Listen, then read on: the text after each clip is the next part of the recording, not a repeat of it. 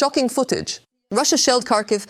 In Poland, an unidentified drone flying over the presidential residence was shot down. The suspects have been detained. A powerful attack on a Russian oil refinery in Saratov.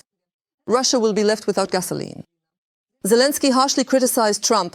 How will the White House respond? Russia is preparing for a decisive assault on the front line.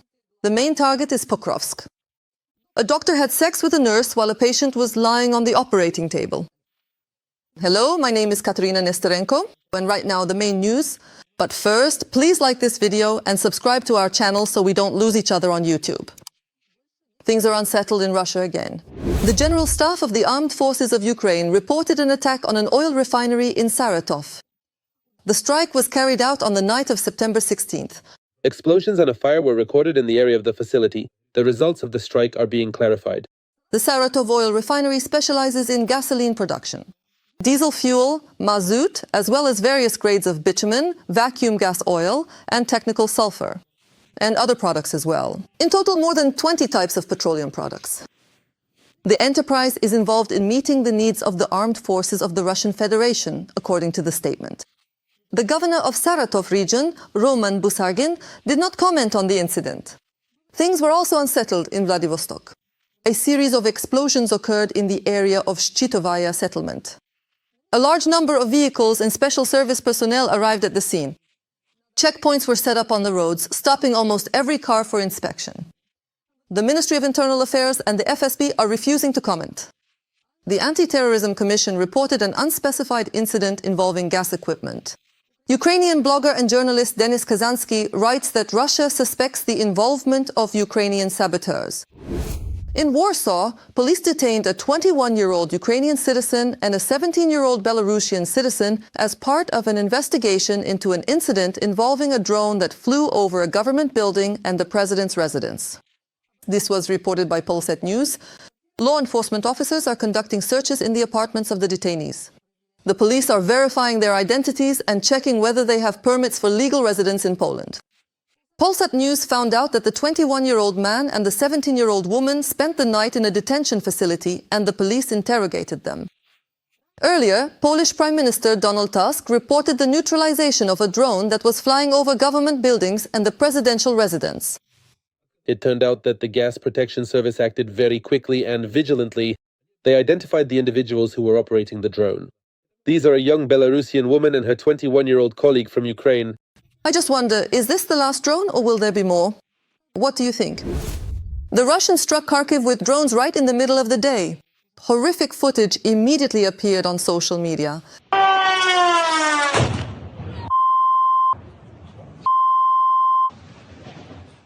A drone hit the building of the National Pharmaceutical University directly. According to Kharkiv Mayor Terekov, 4 people are known to have been injured. And these are terrifying scenes from the Kiev region. A Shahed drone hit the logistics center of a construction supermarket near Kiev.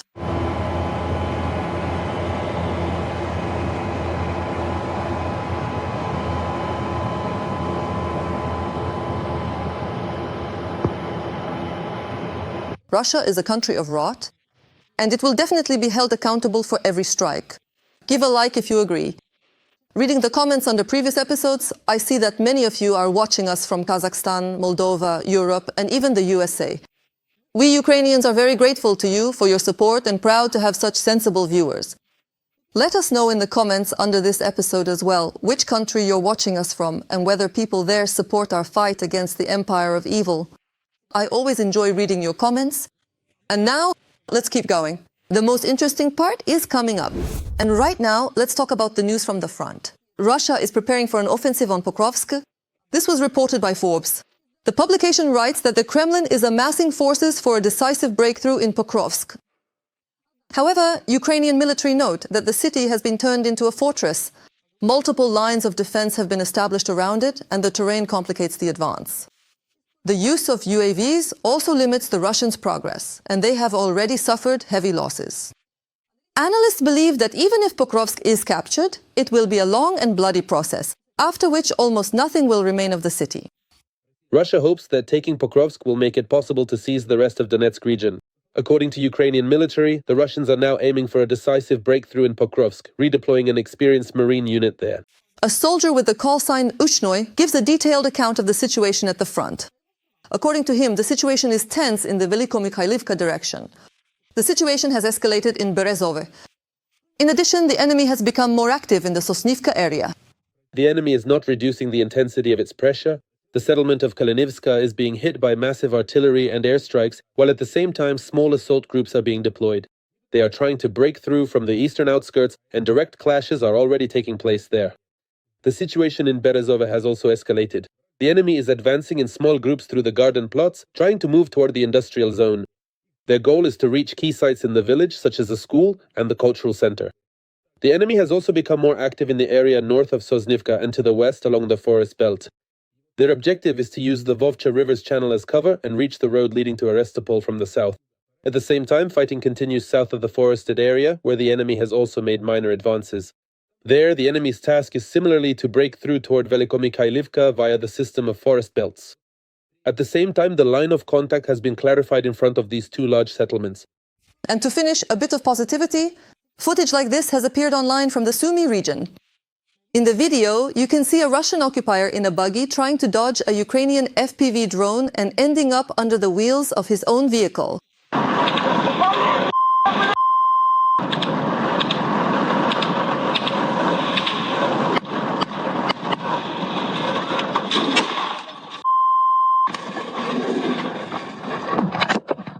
I never cease to admire the courage and heroism of Ukrainian soldiers. They are holding the front and standing up to a huge horde that vastly outnumbers them. That's why I urge you to support the armed forces of Ukraine, and if that's not possible, leave a word of encouragement in the comments. I know they're watching us. The President of Ukraine, Volodymyr Zelensky, gave an interview to Sky News in which he spoke about issues important to Ukraine and the world.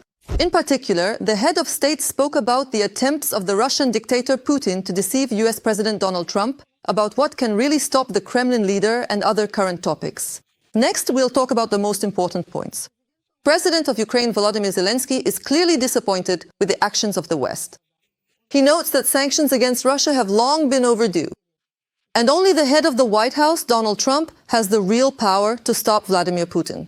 However, according to Zelensky, instead of isolating the Russian dictator, Trump actually allowed him to come out of isolation despite the escalation of the war in Ukraine. He says that Western countries are not increasing pressure on the Kremlin despite the intensifying attacks by the Russian Federation. And in addition, Zelensky openly answered the question of whether the Trump-Putin summit in Alaska was a mistake. He really should have failed in this war and been forced to stop, but instead, his period of political isolation was completely lifted. He even managed to get highly publicized photos with President Donald Trump, and he was also granted a prominent public dialogue. And I think this opens the door for Putin to some other summits and formats, because that's how it is, and we see it, we observe it, and I don't think he paid any price for it. The President of Ukraine also emphasized that Putin is doing everything he can to avoid sanctions. In his opinion, the US President is not in a hurry to put pressure on the Kremlin, fearing it might harm efforts to end the war. Zelensky is convinced that such a tactic does not work. Putin understands strength. That's his language. It's the language he understands. He doesn't know many languages, but he understands the language of strength just as well as Russian. Commenting on Trump's position, who insists that European countries should first and foremost stop buying Russian energy resources and impose tariffs on other buyers, such as China and India. Zelensky noted that Washington should not wait for the EU to make its move. I think the US is strong enough on its own. They can do it faster. And all that's missing right now is a strong package of sanctions from America. According to Zelensky, Ukraine must receive clear security guarantees. These should also be supported by the US's European partners. Before ending the war, I really want all agreements to be finalized. I want to have a document that is supported by the US and all European partners. This is very important. Like this video if you support the president's position, and be sure to write in the comments if you disagree with anything. Ukrainian drones have disabled a significant part of all Russian oil refining, as a result of which the aggressor country has faced a prolonged gasoline crisis. Production shutdowns, disruptions at enterprises, a fuel crisis, gasoline shortages, kilometer-long lines at gas stations, the introduction of ration cards, and record price increases.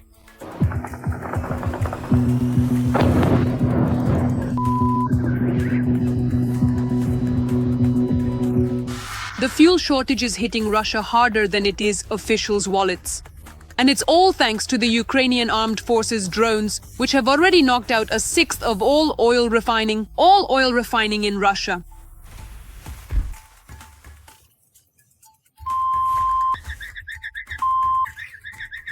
The crisis arrived even before the end of the year. This is the kind of line there is on Melniknaya. Right on the road. I don't even have enough gas, I have to wait in line. Previously, fuel problems were only observed in the Saratov region and the Far East. This is the kind of frenzy we have here. A gasoline frenzy. After that, the shortage was recorded in the Nizhny Novgorod, Rostov and Ryazan regions, as well as in Crimea. Friends, comrades, what's going on? There's no connection, Telegram isn't working, WhatsApp isn't working. I came to the gas station to fill up, but they said they're out of gasoline, and now they're only giving it out with coupons. What do you mean, with coupons? What's going on? Have we gone back to the Soviet Union? You wanted to go back to the USSR, and now you got it.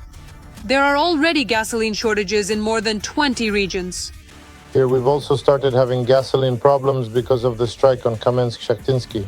Now, to fill up your car here, you have to wait in line for, I don't know, a kilometer. That's about 60 or 70 cars at a single gas station. By the time it's your turn, you drive up and there's no gasoline left. In occupied Donetsk, there's no 95 octane at the gas stations, and fuel prices are much higher than in Moscow itself. There's no water in Donetsk. Now, in many places, there is simply no gasoline available at all, or it's selling for 85. People get used to everything. Residents of the occupied cities of Ukraine complain about long lines at gas stations and limits on the amount of fuel you can buy at one time with ration cards. For the most part, fuel is unavailable in settlements that have been occupied since 2014 by Russia. There's also a gasoline crisis in temporarily occupied Mariupol. Prices are rising rapidly. Huge lines, 2 to 3 hours long, are forming at gas stations. In Severodonetsk, Luhansk region, due to the fuel shortage, only 2 buses are available for several routes. Oil traders report that due to the severe shortage of gasoline and diesel fuel, products are being released with a waiting period of 3 to 4 or even 5 to 7 days. In Russia, officials continue to lie to citizens, claiming that the possible reason is seasonal fuel price increases and a rise in tourist activity. But as we can see, Ukrainian drones have proven far more effective than any plan from the Ministry of Economic Development. Another plant was hit, the largest Russian oil refinery in the Leningrad region. The Kirishi refinery is among Russia's top 10 and processes about 21 million tons of oil per year. It produces gasoline, diesel, fuel oil and aviation fuel.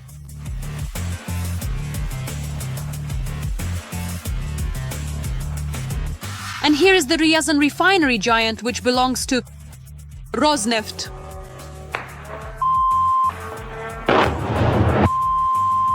It processes over 13 million tons of oil per year.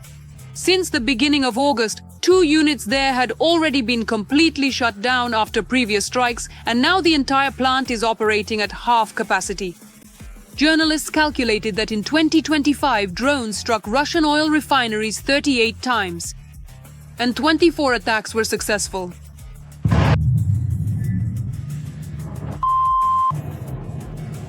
Oil refineries shut down some of their units for repairs or completely stopped producing fuel. 5 factories have already been shut down.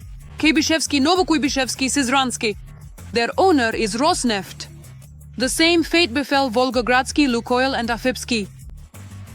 The most effective sanctions, the ones that work the fastest, are fire at Russian oil refineries, terminals and oil depots. The fuel crisis was also worsened by Russia's budget problems, which made selling gasoline unprofitable for companies. After all, even in Russia's remote regions, where Ukrainian drones can't reach, there is also a shortage of fuel. Putin does not comment on the situation at all. because he is hiding the fact that the Kremlin can no longer provide compensation from the state budget to companies. This year, Russia has a deficit budget, and as of today, it is already even more in the red, 5 trillion rubles. Thank you, Putin, for starting this war. I just gave a round of applause. The European Union has postponed the 19th package of sanctions against Russia. The package will not be presented on Wednesday, as was previously planned. This was reported by Politico, citing an EU diplomat. It is noted that the sanctions package was removed from the agenda amid pressure from President Donald Trump and the European Union itself on Slovakia and Hungary, with the demand to reduce dependence on Russian oil. The information was communicated to the capitals late in the day on Monday without any details about when the sanctions would be announced. A representative of the European Commission declined to comment. Interestingly, earlier the head of the European Commission, Ursula von der Leyen, stated that the 19th package of sanctions against Russia would be adopted in September. She assured that the EU would continue to put pressure on Russia's military economy in order to force dictator Putin to come to the negotiating table. In addition, this sanctions package announced visa restrictions for Russians. In particular, the media reported on restrictions regarding Schengen tourist visas. Do you support the initiative to ban citizens of the Russian Federation from entering Europe? Personally, I do. Like this video if you agree with me. Elections were held in the temporarily occupied territories for local bodies of the occupation authorities.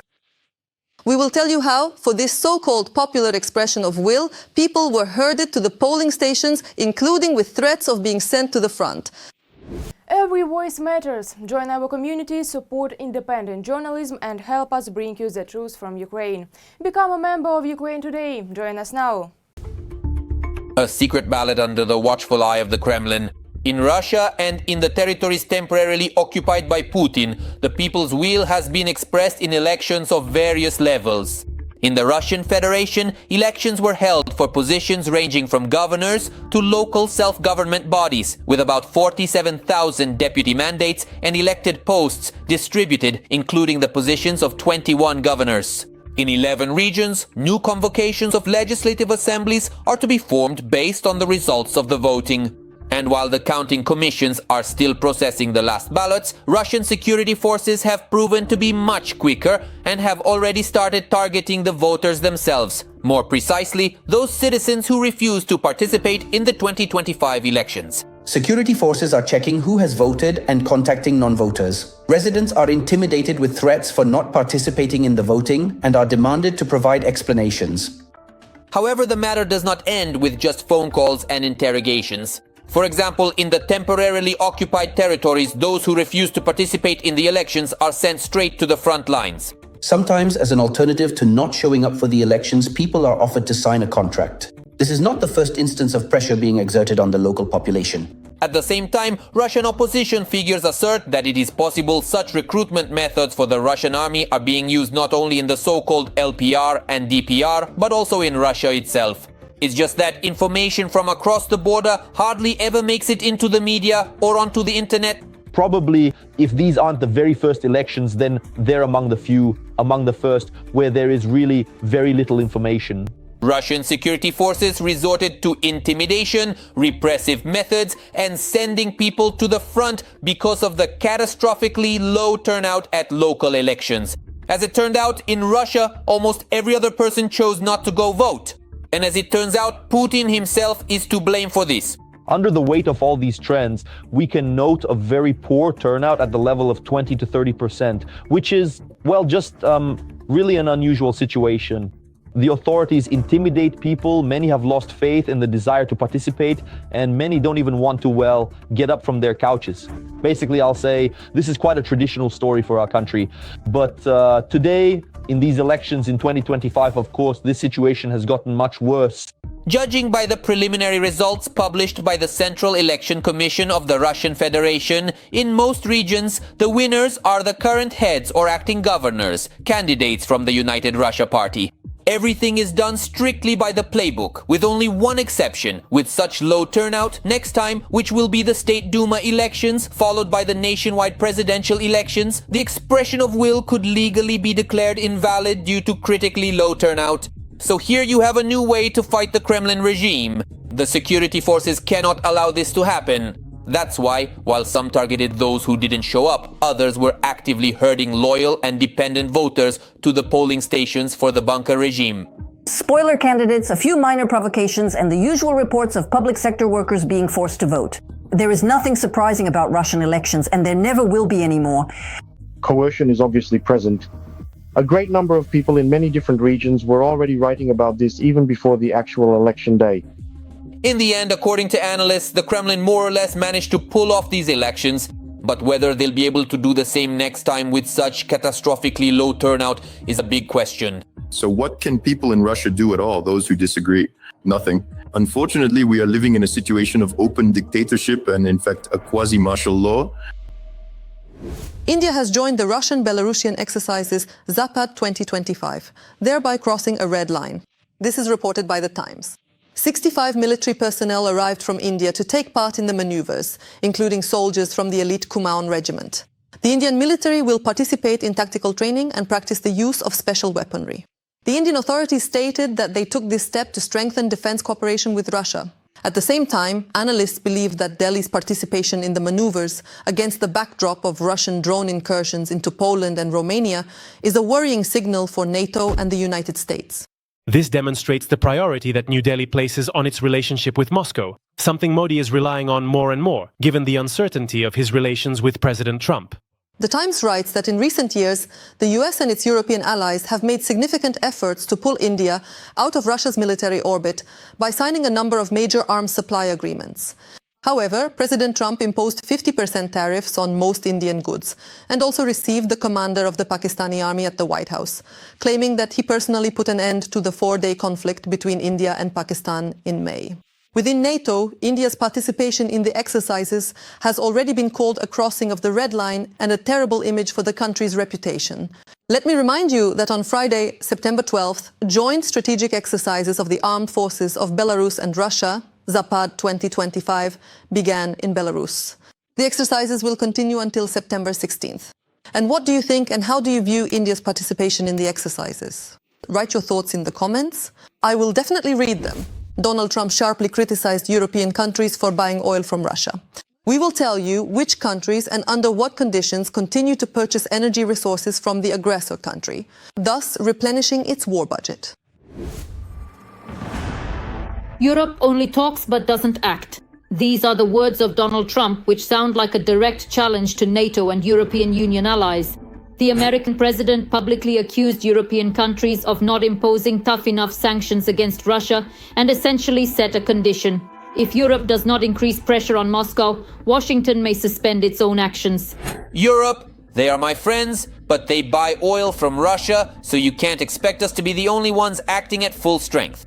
The White House is no longer willing to cover for the passivity of its allies. For the first time in a long while, a question that has long been discussed behind closed doors is coming to the surface.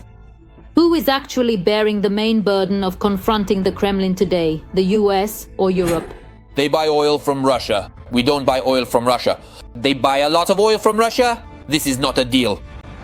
Trump's statement was a response to calls from European politicians for the United States and President Trump personally to increase pressure on Russia, to strengthen sanctions against Russia, including against Russian energy resources. So Trump responded irritably, somewhat aggressively, and showed his annoyance specifically toward the European partners.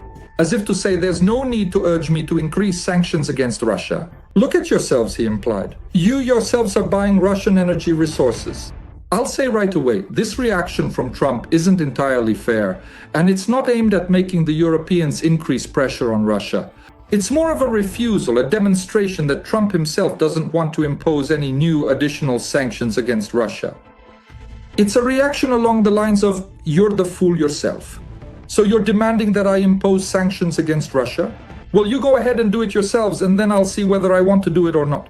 According to European statistics, after the full-scale invasion, the flow of Russian energy resources to the EU did indeed decrease, but it did not disappear. I'm ready to impose sanctions, but they need to strengthen their own sanctions so that they match the ones I'm imposing. I'm ready to move forward, but they have to do it. I think they will do it. But right now, they're just talking. They're taking action and buying oil from Russia. It's not the European Union that's buying Russian oil. Right now, in Europe, or more precisely, in the European Union, only 2 countries are buying Russian oil. Let me remind you, sanctions and restrictions have been imposed in the European Union on Russian oil, including Russian gas. They are not absolute because a number of countries, even when the sanctions were first introduced back in 2022, also didn't implement them right away because they weren't ready to immediately give up Russian oil and gas in the European Union. This happened gradually, but starting around 2023, the vast majority of European countries of the European Union, gave up Russian oil and Russian pipeline gas. However, nevertheless, 2 countries managed to secure the right for themselves. This really was a case of forcing the issue, sometimes even through blackmailing the European Union, including blackmail regarding sanctions policy. They successfully secured for themselves the important right to continue receiving Russian oil, which has been consistently flowing to Europe for many decades since Soviet times, through the historically significant Druzhba pipeline. As you have probably already guessed, these countries are Hungary and Slovakia. Yes, the volumes are nowhere near what they were before the war, but even these purchases help support the Russian war machine. And in this regard, Trump's criticism does seem justified. But who are we talking about? About politicians who are directly influenced by Trump. And one of these politicians is the Prime Minister of Hungary, Viktor Orban, a close friend of Trump. That's why Trump shouldn't be criticizing some abstract Europe, but should instead speak directly to his friend, who would definitely listen to Trump and say, Viktor, you're still buying Russian oil. How can that be? Stop this nonsense immediately. You're helping Russia in its war against Ukraine. And I'm sure that maybe not immediately and perhaps with some transitional periods, but Orban would be forced to listen to Trump. By the way, they're already taking additional steps regarding gas, first and foremost. And as for oil, I think there are already preliminary agreements. They'll gradually switch to other sources. Well, because they see that the situation is changing. They don't want to enter into a direct conflict with Trump, but Trump isn't putting pressure on Orban or Fico. He's putting pressure on the Europeans, on the European Union and on the major European countries. And there's a certain unfairness in that. There's another problem as well, Russian liquefied gas. Formally, Europe doesn't buy it directly, but through intermediaries and bypass schemes, the money still ends up in Moscow. As a result, the continent is only partially cutting off the Kremlin's oxygen supply. But they say, we can't refuse it, well, we have to replace it with something, otherwise there will be problems, internal economic problems. Now the situation looks like this. Trump has given the allies an ultimatum. Either take synchronized action, or Washington will slow down its own pressure on the Kremlin. And this disrupts the usual balance of Western strategy, where the US led and Europe followed. Now, however, the US president is demanding reciprocity. Europe must take the first step itself, or America will wait. When Trump makes such statements, he's not so much pursuing political goals. Well, politics is involved, but more in a reverse way, so that he himself isn't blamed, so that supposedly the Europeans sort things out among themselves. But above all, these are trade goals. He wants Europe, in terms of energy, especially when it comes to gas purchases, to be dependent on the United States. And of course, the war in Ukraine does concern Trump. Trump wants the war in Ukraine to end, but in this case, he is acting purely out of self-interest for the trade interests of the United States. For Ukraine, this is both an opportunity and a risk at the same time. If Europe, under pressure from Washington, does decide to take radical steps, the Kremlin will lose billions. But if the dispute drags on, it is Ukraine that will become the first victim of these fluctuations. All this debate will become an additional factor, an extra argument for reducing and gradually phasing out the purchase of Russian oil and gas. Well, as for gas, a corresponding decision has already been made until 2027. The European Union had already decided to stop buying Russian gas even before all these statements from Trump. It's just that this will happen gradually, so that there is time to prepare technologically and economically. Well, now maybe this process will speed up a bit. And there could also be a positive consequence here, and the first steps have already been taken. The US and Europe may begin consultations and negotiations on jointly developing sanctions against Russia. Now, the most important thing is for the US and Europe to stay in sync, because any sign of weakness will give the Kremlin a chance to expand its aggression. The patient can wait, after all, it's just surgery. That's probably what the anesthesiologist thought when he left the patient under anesthesia on the operating table and went to have sex with the nurse. in a suxamethonium way. This happened in the United Kingdom back in the year 2023. The anesthesiologist, Suhail Ainjum, asked another nurse to watch over the patient during the operation so he could take a short break. Instead, the man went to another operating room at Tameside Hospital in Ashton-under-Lyne, Manchester, where he had intimate relations with a nurse. The nurse, referred to as NT, entered another operating room and saw Ainjum and the nurse in a compromising position. The nurse described that the nurse's pants were down to her knees, her underwear was visible, while Ainjum was tying the laces of his trousers at that moment. 8 minutes later, the doctor returned. Fortunately, nothing happened to the patient, but that does not change the fact that the anesthesiologist neglected his duties for the sake of a romantic encounter. He admitted his mistake and called his behavior shameful. Whether he will be allowed to continue working will be determined after the court's decision. Well, probably even Hippocrates never imagined that someone would just, well, you know what, with his oath, what do you think of our news? Let us know what we should change to become better. We will definitely take it into account. In the meantime, please like this video to support what we do and be sure to subscribe to our channel Ukraine Today so you don't miss future episodes. See you!